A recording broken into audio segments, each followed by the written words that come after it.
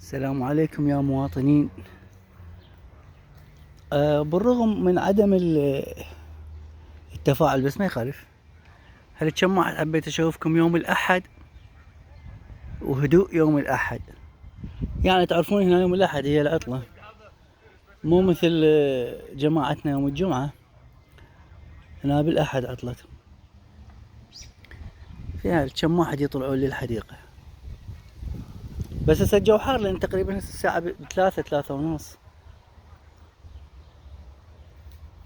يطلعون يتمشون، وذول الجماعة يجون هنا. هذا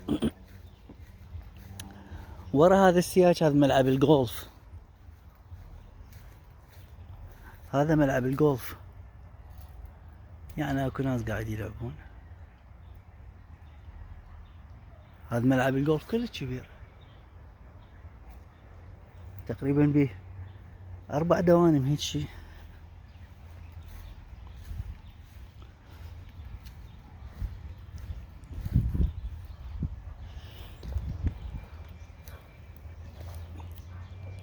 يعني هاي حديقة وداير مدايرها البيوت.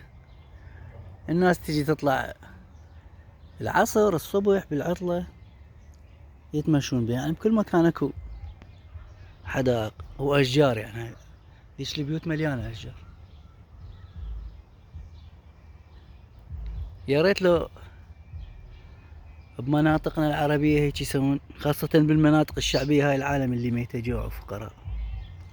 عاد اقل شي مكان يترفهون بيه.